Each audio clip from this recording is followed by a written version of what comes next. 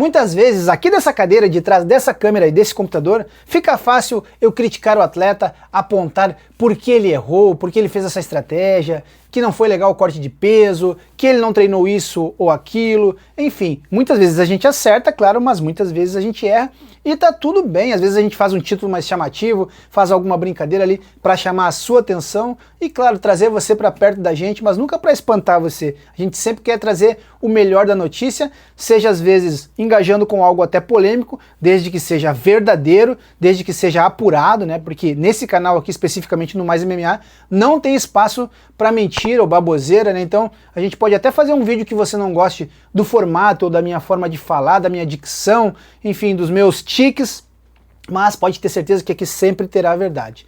E por que eu falei tudo isso? Porque nesse vídeo a gente vai falar especificamente das derrotas do Vinícius Lockdog e de Jailton Malhadinho no primeiro Fight Night do ano, que aconteceu neste sábado, UFC Vegas 113, porém sob uma ótica diferente. Tentar aqui refletir junto comigo o que se passa nos bastidores, ali na coxia do palco, né? Então, começando com o Vinícius Lockdog, um menino que vem de uma comunidade, menino pobre, da Lomba do Pinheiro, de Porto Alegre. Teve toda a dificuldade para ele treinar, né, com o Rafael Sombra, que era longe, né? Ele já contou essa história em vários podcasts, que chegou a ir a pé algumas vezes, quilômetros e quilômetros, e chegou onde chegou, na raça, né? E outra coisa que eu quero destacar do Vinícius é que ele criou um personagem desde cedo. Eu acompanho a carreira dele desde as primeiras lutas dele, desde o amador, e ele sempre foi esse cara, eu sou o melhor, bato no peito e tal, e ele construiu isso, e fez bem, levou ele até o UFC, 5 vitórias consecutivas, contando com a entrada pelo Contender, várias delas nocautes espetaculares, e ontem ele teve a oportunidade de enfrentar o Mário Bautista, e fez algo aí difícil de se posicionar sobre isso, né? Ele escondeu uma fratura, estava com essa fratura que aconteceu num treinamento em 19 de dezembro, e no dia 20 ele já apareceu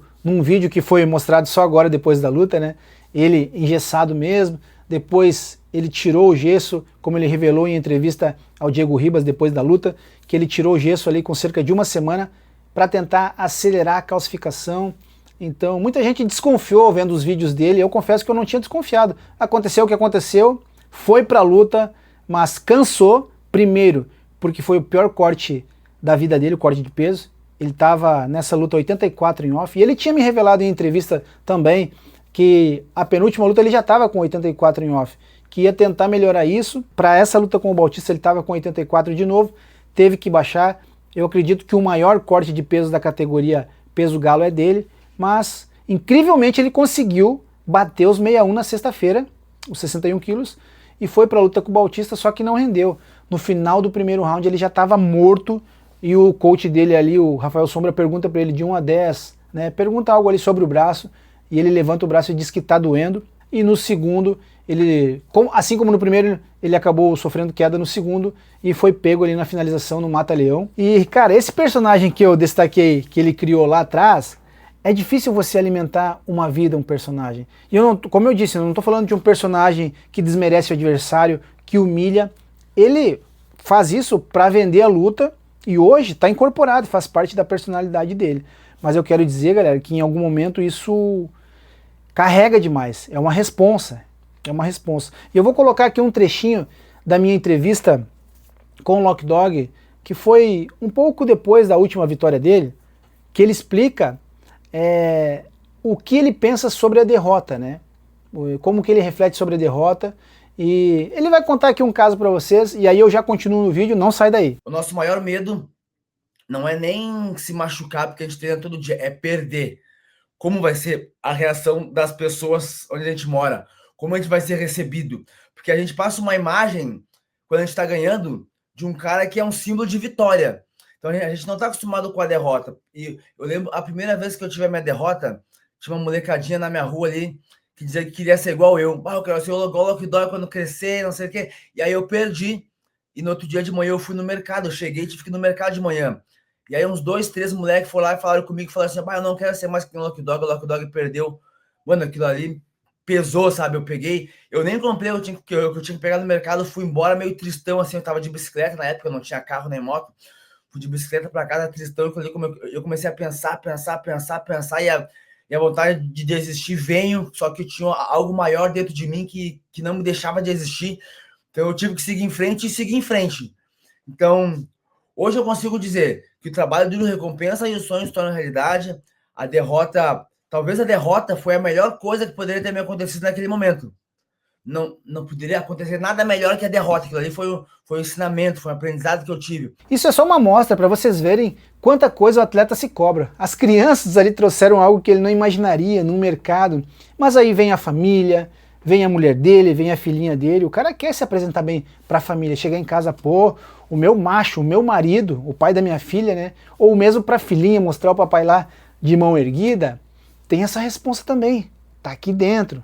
Os pais, os avós, por exemplo, o seu Edgar, que é um exemplo para ele, que deu uma aula, inclusive sobre isso a gente falou na entrevista, sobre derrota, que tem que estar preparado. Não pode só se acostumar com a vitória, porque quando a derrota vem, você tem que estar preparado. Isso eu estou aqui repetindo as palavras do seu Edgar, num diálogo que há tempos aí, alguns meses, o próprio Lock Dog postou. Então, com certeza, falando assim de família, ele está bem estruturado, né, inclusive instruído, para saber lidar com a derrota. Algumas das coisas que eu posso assim ver, galera, por trás disso é o valor, tá? Às vezes o Lock Dog não deixou essa luta também, porque a gente sabe que uma luta principal paga bem mais. Tem esse fator, eu vou aceitar essa luta, não posso sair dessa luta, porque como eu falei, um garoto que sai do nada lá, aí o cara tá recebendo, vou chutar aqui, tá recebendo 80, 100 mil dólares para lutar. Aí, ó, tu vai lutar no Common Event ali, 400 mil, bora. Tô só chutando, tá? 400 mil dólares. O dobro da bolsa, 3 vezes mais que a bolsa que ele ganha. É claro que o cara vai aceitar. Aí o cara vai, eu vou com o braço quebrado, eu vou. E aí também eu não sei como é que é quem tá perto, quem tá em volta, né? Não, eu acho que tu tem que ir mesmo e tal, né? O Lock Dog falou pro Diego ali que a questão é não deixar o UFC na mão. Mas ele não tá deixando ele na mão, a saúde dele na mão? E agora? Quanto tempo parado? E também a performance, né? Não apresentou o show que o público esperava para uma luta principal, porque quando é luta principal, galera, se espera muito. Poxa, colocaram esses dois lá, vai dar uma guerra, vai dar um lutaço. O Bautista a gente já sabe que faz lutas amarradas, lutas chatas, né? Mas também é um cara que vinha numa sequência de 8 vitórias até ser parado em outubro do ano passado por Umar Nurmagomedov, outro carrapato, que foi uma luta de chatos, venceu ele e agora ele retorna a vencer, então, contra o Lock Dog, mas é um cara perigoso, o cara tem suas qualidades sim, inclusive nessa luta com o Lock Dog, apesar do Vinícius estar machucado, ele mostrou boas transições, na luta anterior mostrou um bom boxe também contra o Umar, apesar de perder ali, principalmente na parte de wrestling, né? Mas voltando ao Vinícius, então, galera, é um conjunto de coisas assim que a gente fica preocupado, né? É questão de se blindar contra as críticas, né? Mantendo esse personagem. E volto a frisar que às vezes você pode pegar os pedaços do vídeo e não entender o contexto da coisa. Eu estou dizendo que o Vinícius colocou ali uma armadura de um personagem que é o Lock Dog, que eu sou o cara, bom dia, quando eu coloco os meus pés no chão, se quiser dar bom dia, se não quiser, shh. Então esses bordões o automotivam e motivam muita gente que o assiste, e o engraçado é que quando o cara se cobra bastante, ele fala, para você que torceu por mim e para você que não torceu para mim. Então ele sempre ressalta isso, né? E eu conheço mais gente que fala isso. O cara sempre tem na mente essa luta. Tem uma luta aqui do lado. O bem, quem torceu para mim, e o mal, quem não torceu para mim. E essa parte do mal incomoda. Vocês podem pensar que não.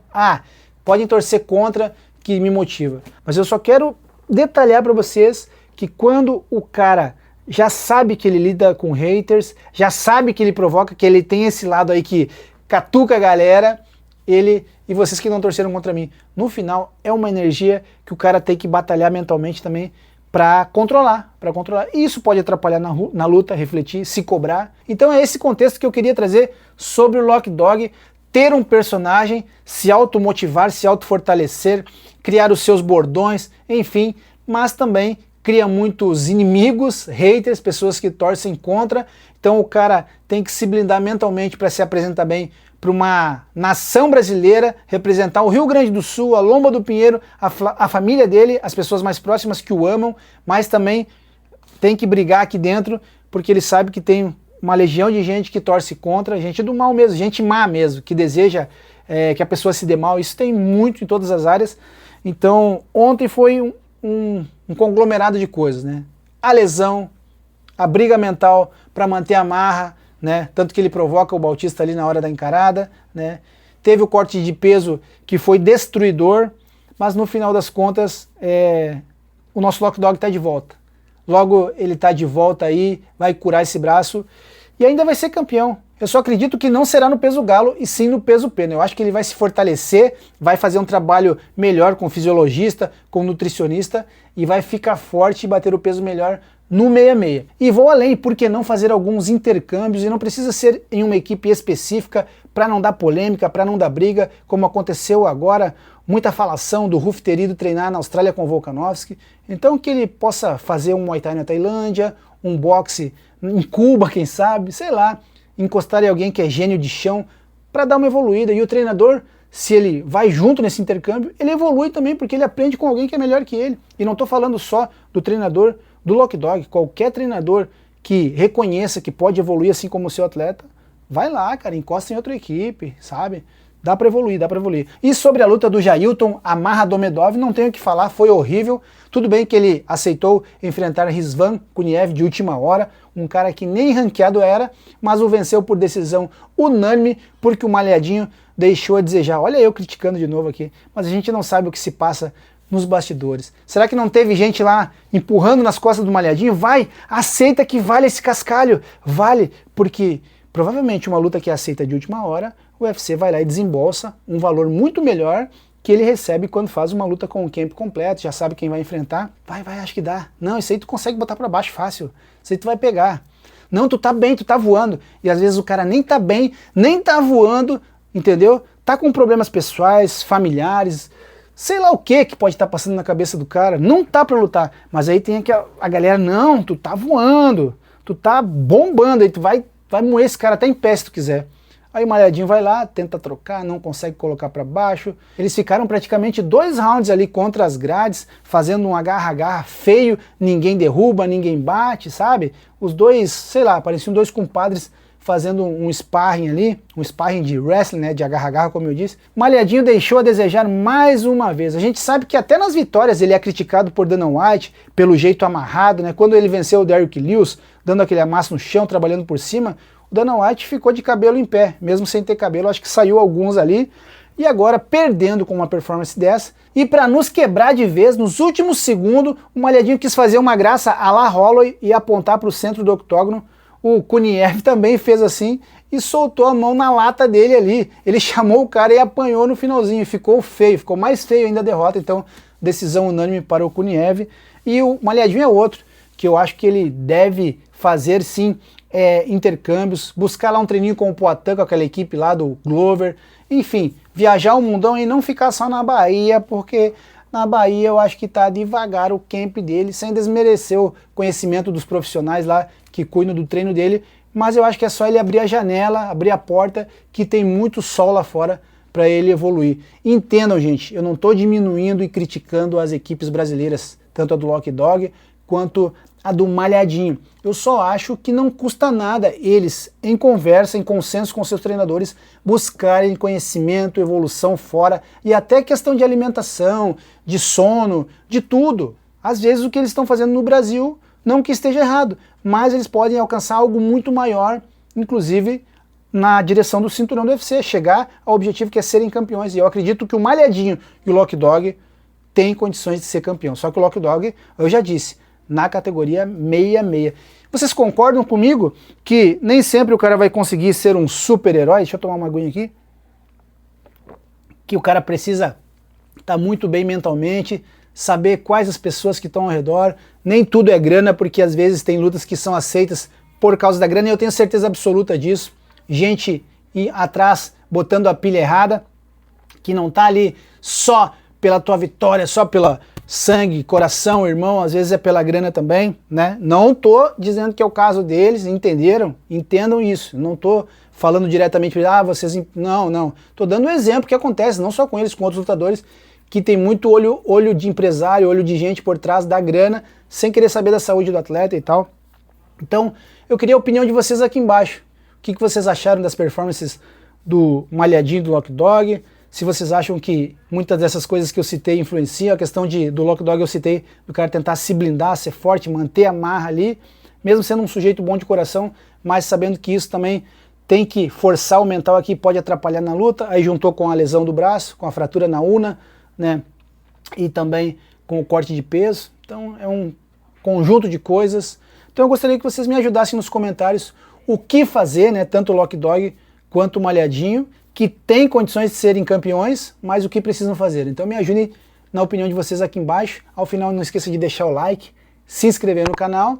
E também não posso esquecer que foi uma noite péssima para o Brasil, né? Tivemos 7 participações e, enfim, todos perderam, né? Só na luta entre brasileiras, que a Kathleen Souza, né, a esquentadinha, venceu a Bruna Brasil na decisão. Então foi um duelo de brasileiras. E depois tivemos derrotas de Jean Matsumoto, da Priscila Cachoeira, da Rondinha, né, da Eduarda Rondinha. Acho que eu falei de todo mundo, espero não ter esquecido de ninguém. O Michal Olenchuk, que está treinando na Fight Nerds, teve uma atuação excelente contra o Mark Barriot. Que evolução desse cara, bem estilo Fight Nerds. Parece o Pablo Sucupira ensinando os caras a fazer aquela aproximação com muita finta, deixar o cara perdido mentalmente e aí entrar de mão. Foi perfeito. Grande vitória do Olenchuk. Ó, parabéns, mais uma vez parabéns para Fight Nerds pelo trabalho que tá fazendo com esse cara. Agora sim, eu saio daqui para deixar você à vontade para deixar o like, se inscrever no canal e comentar. Beijão no coração, até o próximo. Fui comer um bolinho que hoje eu completo 40 e... vou revelar, 47.